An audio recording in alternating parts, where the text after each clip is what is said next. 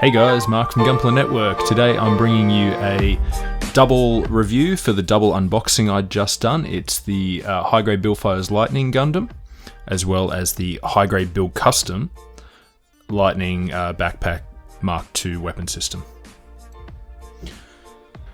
So this is, as you can see here, the Build Custom Backpack weapon system in its flight form from the front. And it's pretty much the same colours as the mobile suit itself. It matches, obviously. So you've got a dark blue, a light blue, and greys.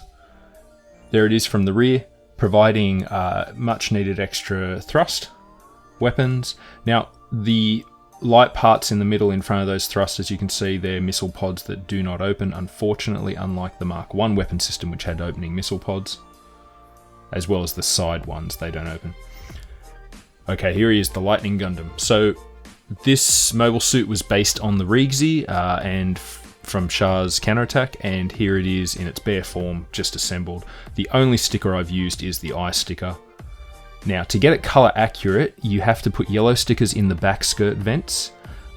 Under the shoulders, you'll need to paint, because they didn't provide a sticker for that, and there are stickers for the vents and legs, I believe, as well. You'll notice this guy has a ton of hard points. That's for the backpack to attach, and I think they've actually just overdone it, and you could attach a lot of stuff like beam sabers on the legs, for instance. Here's the weapon system on its own spinning around. It's got the extra beam rifle attachment on the front of it. It's also got the, as we said, missile pods that do not open, but tons of extra verniers. And they weren't as bad to clean up on nubs as I thought they were going to be. There are a few nubs on the darker blue pieces which are harder to clean up. But overall, this was about a 15 to 20 minute build or so. If you didn't really care about the nubs, it was about, say, 30 or so, if you wanted to clean up all the nubs. Now here he is with the shield, and this is the, I guess, the standard assault beam rifle that you've got, the shorter version. With the base kit, you get the beam grip pistol part with the scope on the side, and then you get two parts that slide over the front. This is the shorter of the two, and then you get the much longer sniping rifle. Pretty good suit that I dig the design. Here we are with the accessories, as you can see. Now if we start with the hands, you have two of the, well, I guess they're kind of like not closed, but they're holding hands. You get one left open expressive hand.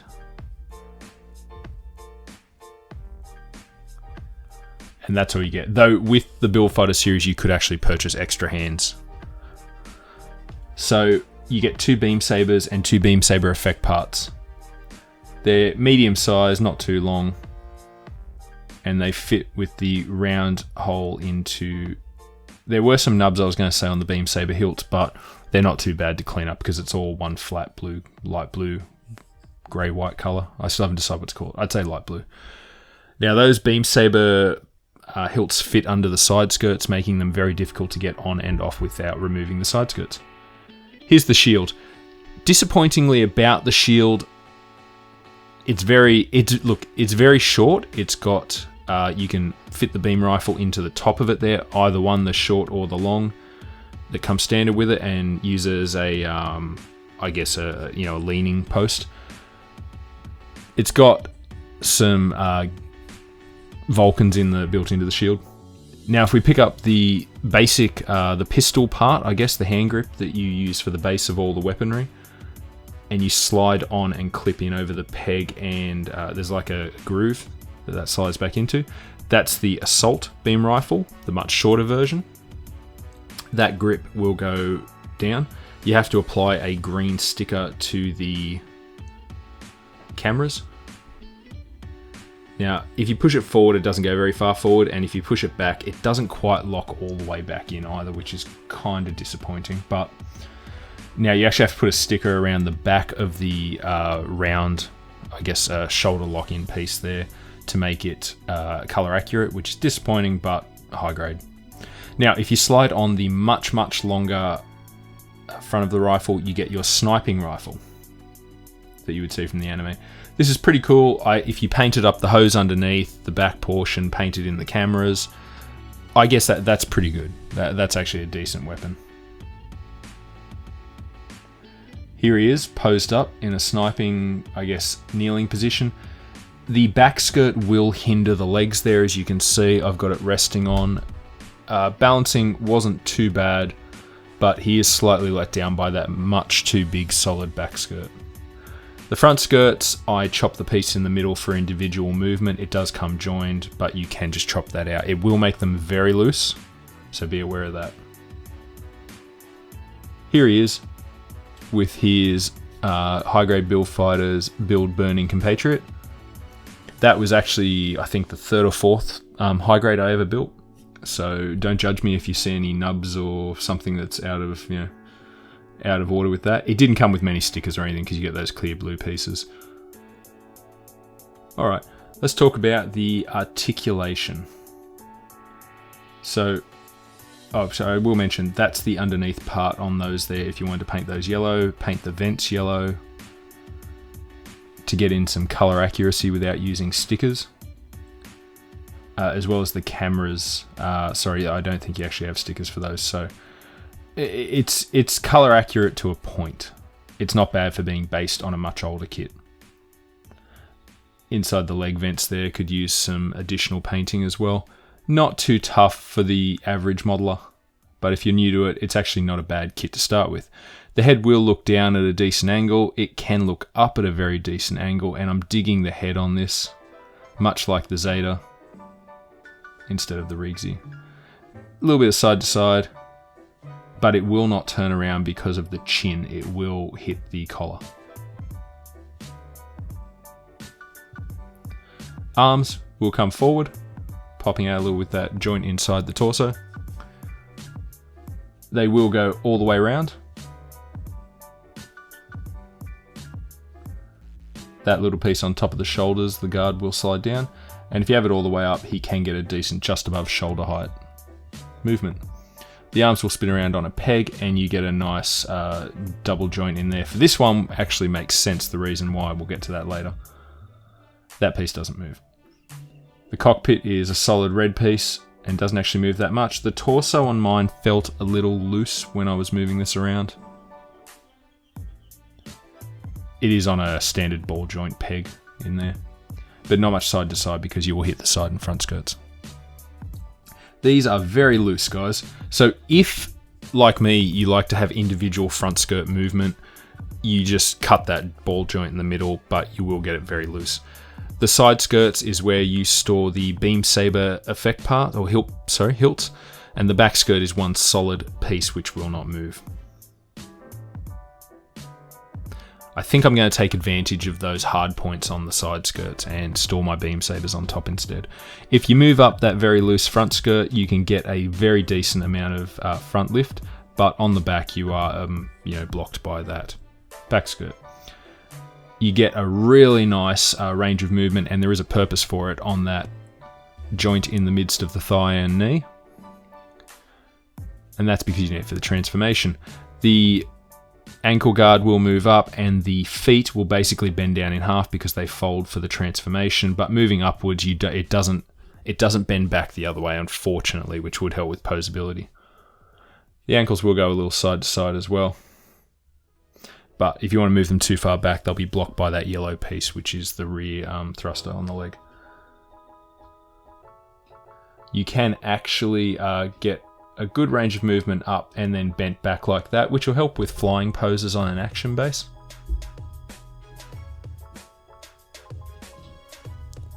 And you can turn because that's on a peg as per usual at the top of the leg. And because that's just a T-bar piece, you can do that little swivel and get some, side to side motion out of the legs. The hands are just standard ball joint into a polycap. Here he is with that sniping gimmick. I haven't actually locked mine in place properly there, but you get the idea. You can use it to lean on for defense. It's not a very big shield, unfortunately.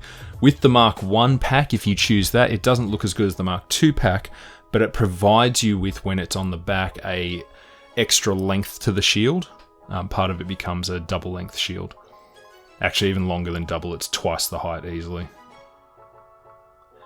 Okay, let's talk quickly about the Mark II backpack. As you see it, there it is. You can detach the gun. That's just held in by a little peg under the nose cone. Now, if you take that, as well as the pistol grip, take the assault part off there, and slide this on. This is what you see in the second half of the show. Now, I'm not sure which one I'll go for, because I'm kind of basing my little diorama I'm going to do around a sniper. So I'm not sure if that fits with the snipers, kind of, you know, I might save. The best thing about these Build Fighters kits was the excess amount of parts you could use for kit bashing later on. So I might save that for another weapon. The nose cone or front part of the fighter will move up and down, it swings around. These covers, unfortunately, like I said, do not open to reveal missiles. You could modify it, but I feel Bandai could have done that for you. These are, I guess, the same shape, or sorry, fitting piece as the beam saber hilt, and what you can do is take the beam saber effect part, put that in there, and make it look like it's firing cannons off of the side. Oops, and that's how that attaches on. That square piece fits over a round peg. Okay, if you look, you can see tons of extra thrusters or verniers on this kit. Underneath, it kind of looks a bit open back there. So displaying from above or evenly put will be your best bet. These will move around on a peg on the side. And here he is, fully transformed. I won't show you the transformation because I feel it's a bit fiddly, lackluster. I'm not impressed with this form. I feel like it's much like Wing Gundam. It's not a parts former. You just fold the kit up and stick it underneath that. And as you can see from above, use the shield under to cover the head, and you can stick the rifle under the nose cone again, but I find that just makes it far too long. So what I did was I used the there's a hard point on the side, either side there, and just moved the wing up slightly to accommodate that. Here he is, fully transformed. I think this is the better view. Unfortunately, you've got the open part of the fighter there, which I could probably close up with an easy piece of plating. The cannons do point straight up, but you can change that. I think in this form, this is probably the full burn-in form. Like this is the best look for the Lightning Gundam. Alright, so what you can do here is you've got the cannons aimed downwards, and you do this with a very simple, easy movement of the backpack. And I'll show you how to do that. You can have one up, one down, and if you take a look the way I've got him set up now, the beam rifle actually locks into the sensor as well as the cannon, I guess, for an extra power-up boost. So the round piece there goes into the sensor in the hand, and there's another sensor there. And then I guess that's a cannon on the backpack, will actually clip into the top of the beam rifle. So that is pretty cool. Now, if you wanted to lower this down, you can actually lock it into the top of the hard point on top of the shoulder. They clip in, and it provides some extra stability. The kit is held in from the front to the back with a very solid clip. All you do, though, to change the angle of the cannons, as we were saying, was undo this piece on the backpack. It's got a little peg. You then fold this upwards and lock that back down. Now, because it's actually got that little thruster underneath, it kind of will block it from moving up and down itself. Once again, if you were never going to put it back in flight form, simple mods.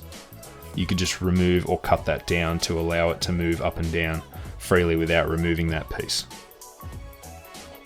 Alright guys, that's it. Brings me to the end of my review. This is a kit, I would say, if you're a huge Build Fighters fan, it's worth picking up. I definitely like the look of the Lightning Gundam. It's got that hero suit. It is a Gundam with the fin on it, but remember it was based on the Rigsy, so it is a modified kit. And that's what I like about the Build Fighters series. They take older kits and they reissue them out with upgraded parts and so on. It's definitely great for posing. If you like the flight forms, like I said, it's not a parts former, so it's okay, it's not great. I give this kit a thumbs up and definitely worth grabbing.